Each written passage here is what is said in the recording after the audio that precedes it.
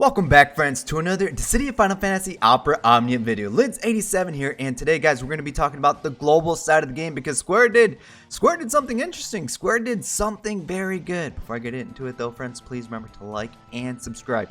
Now, what did they do good? I will tell you what they did good. They gave us global first. We got new costumes, one for Aerith and one for Tifa. Oh, this is gorgeous. I love it. I've been wanting this costume in this game for the longest time. Those that have been viewing my channel for quite a while or have watched my streams know that Tifa is my waifu from the Final Fantasy series, so I am very happy I got this thing right away. But Aerith got one also. All right, legit, I need to go back and play Final Fantasy 7. It's been so long since I played it. I legit do not remember this costume. I don't remember it. It's vaguely, but where is it from? But I mean, it's great. I do like it. But of course, this one is my favorite. But so, like I said, these are global first. JP does not have these quite yet. Not yet, at least, because with Sephiroth, when we got Sephiroth's costume, or shirtless, it's not really a costume. We paid him to take his clothes off. JP got it not that long ago, and then it followed with Sephiroth getting an LD and burst.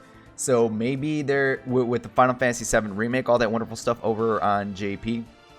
It's possible that these two might see changes, or even Tifa might see changes over on the JP side of the game. So we will keep an eye out for that to see if that does happen. But other than that, guys, I mean, I was blown away. I was shocked. They did an emergency maintenance, right? Like it was supposed to last half an hour. It only lasted for like 10 minutes. So kudos to Square for taking care of that very quickly. And as soon as we logged in, like the chat was like, "Hey, Tifa has a new costume." I'm like, "Shut up, no way, no." And yep, we saw these new costume and it's gorgeous. And of course, Cloud. This is like the third time we're seeing this. Cloud, you're all news, bud. But I don't know. Let me know if you guys did decide to get one of these costumes. It is great. It is wonderful. Now, with the event that's going on currently, these came out because of the new Abyss. So it's no longer Abyss Beta. It's just regular Abyss. And with that, we did get a new banner. Now, I'm really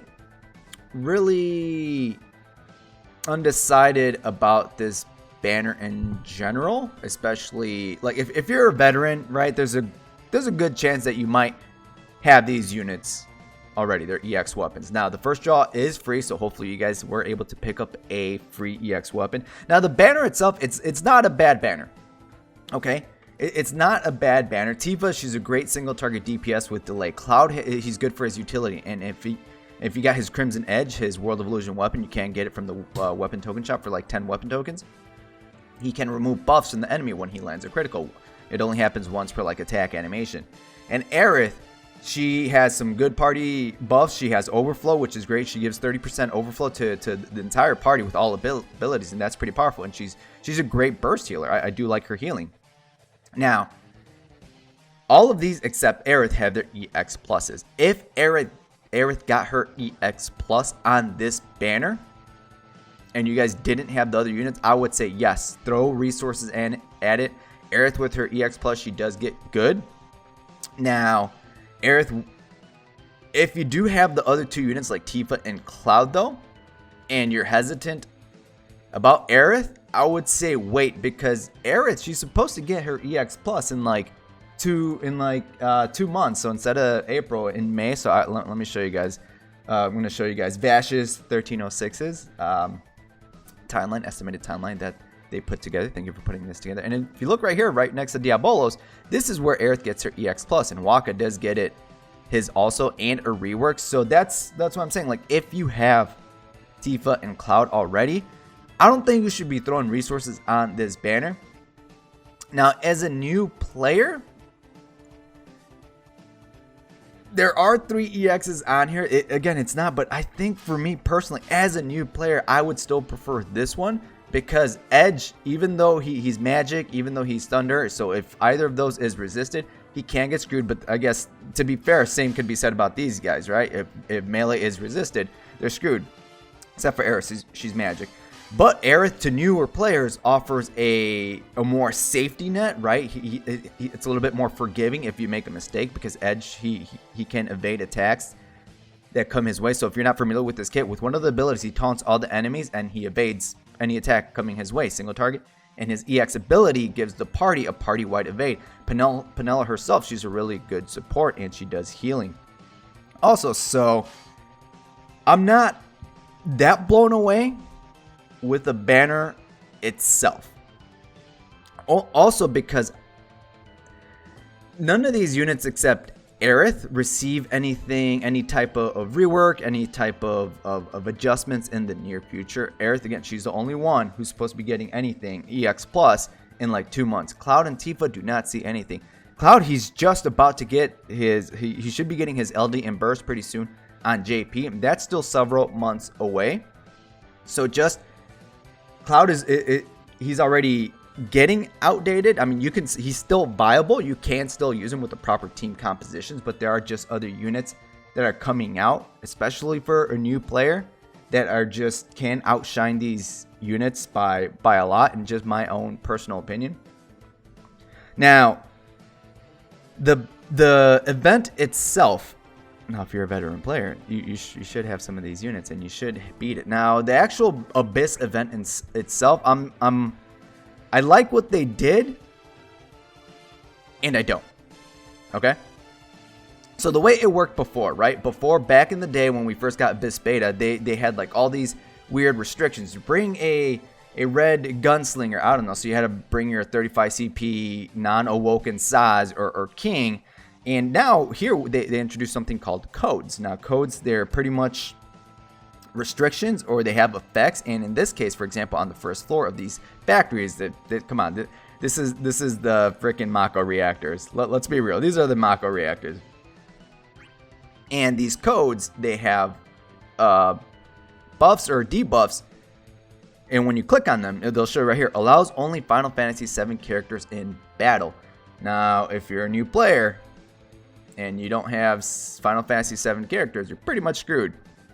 You are pretty much screwed, because the last stage on this, the level 180, it has the same restrictions. You have to only bring Final Fantasy VII characters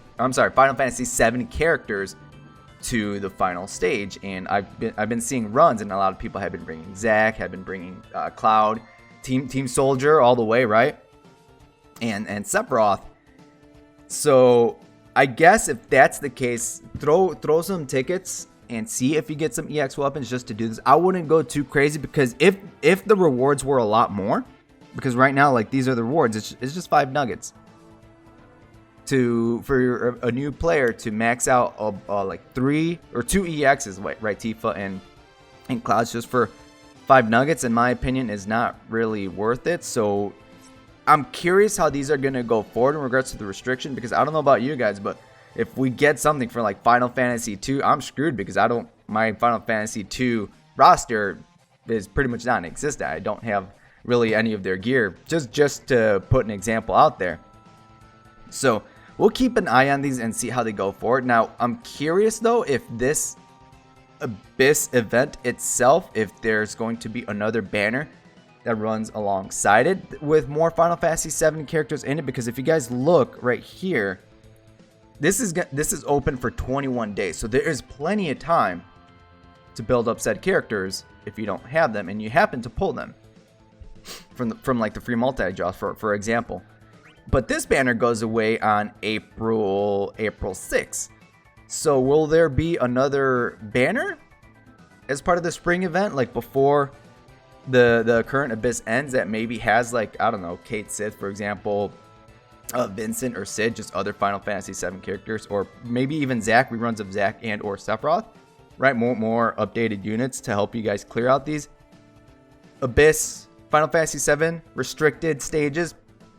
So we'll keep an eye on that. But at the end of the day, friends, like, if you're a veteran player, you should have these units. If you're a new player, don't go too ham on this banner, because there are just others on the horizon, just others like in April, like Bane and Pestle, for example.